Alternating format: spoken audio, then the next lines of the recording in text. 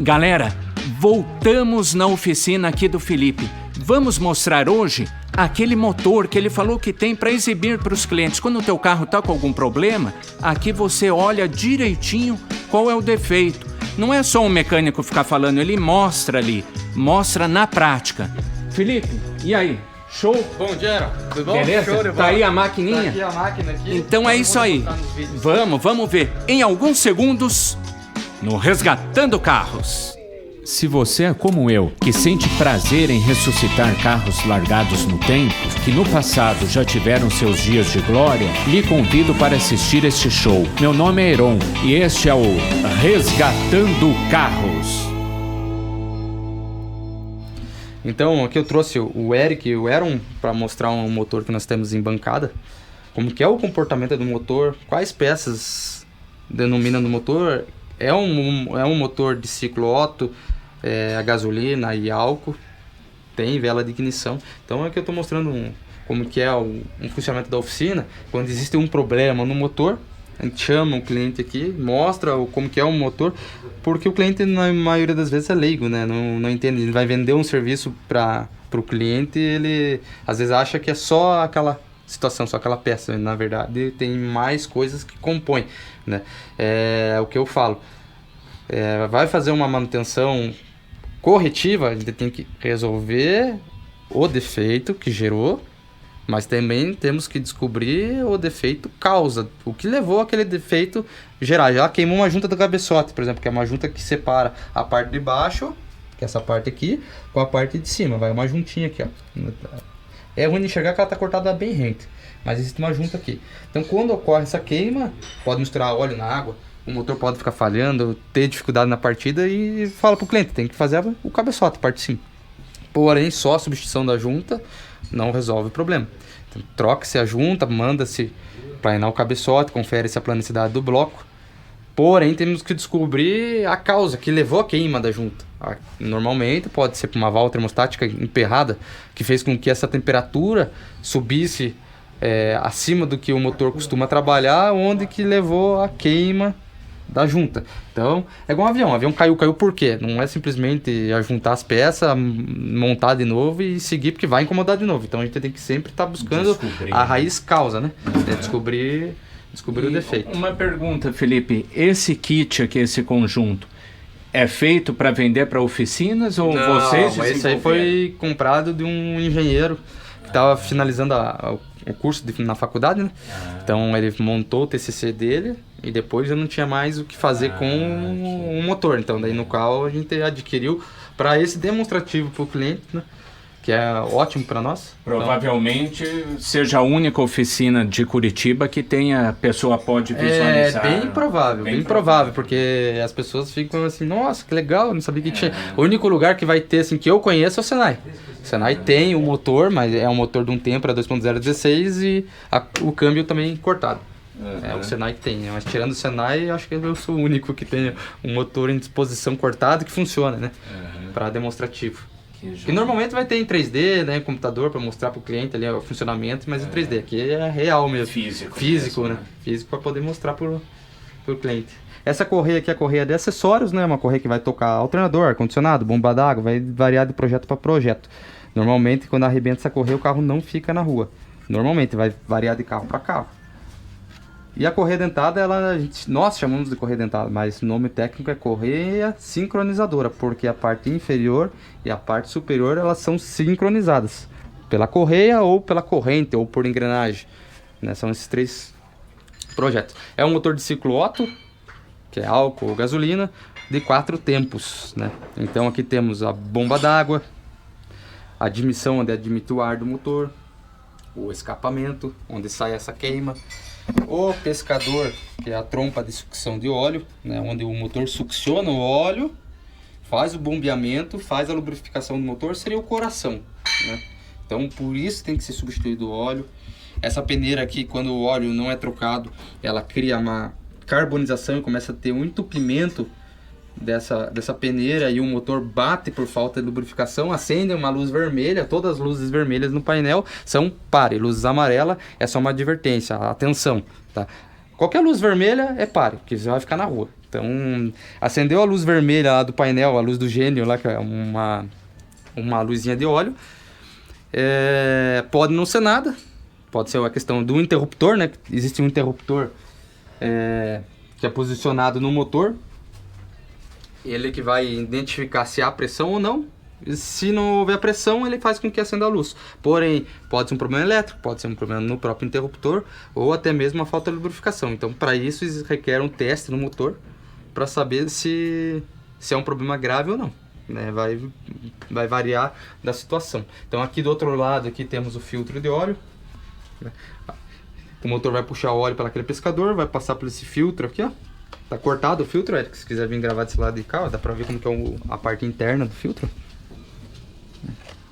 Então o óleo passa aqui, passa pela parte externa, entra no meio e vai lubrificar o motor. Aqui temos o distribuidor, onde vai fazer a ignição das velas, o comando de válvula, onde vai fazer o acionamento das válvulas do motor, a bobina de ignição, e aqui atrás é acoplado o câmbio, né? A embreagem, no caso, que é um câmbio manual, acopla-se a embreagem e acopla-se o câmbio aqui. Então, nós vamos fazer um funcionamento do motor, como que funciona, né? O motor está girando em marcha, bem, como se fosse marcha lenta aqui, bem devagar, né? O motor vai girar em torno de 800 RPM, 800 rotações por minuto.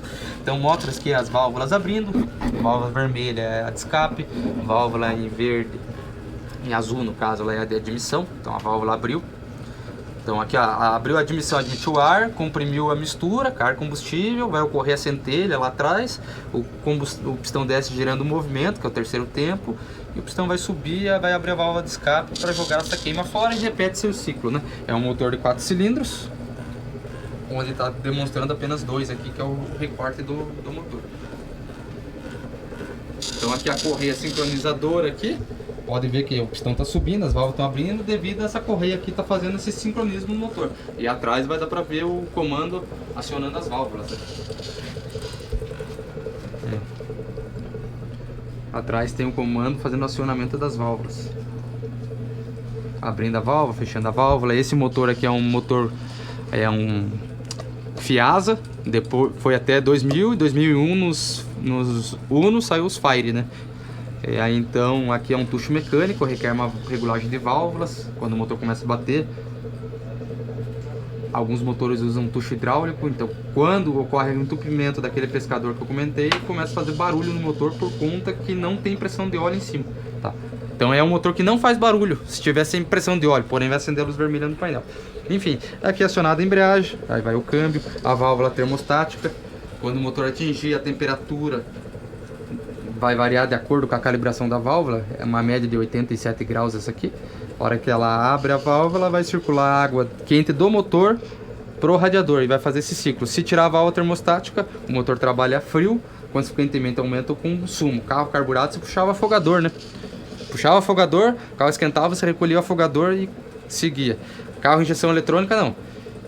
A válvula termostática, o motor está frio, a injeção tem um sensor de temperatura que identifica a temperatura do líquido de arrefecimento, e à medida que o motor vai esquentando, a injeção de combustível vai diminuindo, porque um carburador, você puxava o afogador, você restringia a passagem de ar para o motor, isso fazia com que arrastasse mais combustível para o motor funcionar. Então ele tinha um excesso de combustível frio. A injeção eletrônica, ela sabe disso pelo sensor de temperatura. Então quando está sem a válvula termostática, o motor trabalha mais frio, consequentemente tem mais injeção de combustível, onde o carro fica mais gastador. Por isso que não se tira a válvula termostática, porque o líquido de arrefecimento vai aqui, ó. O porquê usar aditivo, né, líquido de arrefecimento e não água, porque ela começa a criar cavitação, né, esse bloco aqui é um bloco de ferro fundido, a água ferve a 100 graus e tem motores que trabalham a 110 graus, então aquelas bolhas que surgem na água, elas batem na parede do bloco e arranca pedaço do bloco, né, isso faz com que, pode ver o reservatório de expansão lá, normalmente ele está preto, e esse é o dióxido de ferro. Tá, que soltou do bloco, então por isso do líquido de arrefecimento. Como ocorre a queima do combustível dentro da câmera aqui, uma temperatura é muito alta, vai transferir essa temperatura para a parte lateral, aqui está o líquido de arrefecimento, esse líquido começa a esquentar, a hora que atinge temperatura, abre-se a válvula termostática e troca-se o calor. Então a troca de calor é pelo líquido de arrefecimento. Então um problema na bomba da água, um problema na válvula, um problema no radiador faz com que a temperatura trabalhe errado.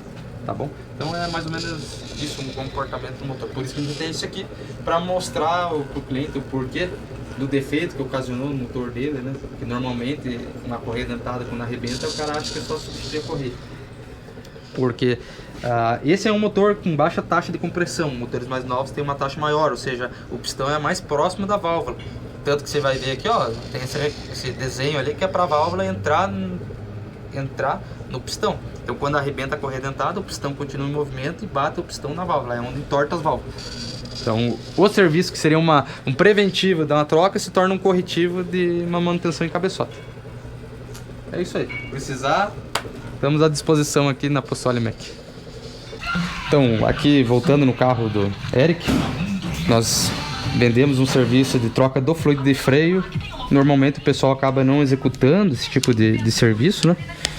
Troca o óleo do motor, mas todos os fluidos devem ser substituídos. Aqui é uma prova, né?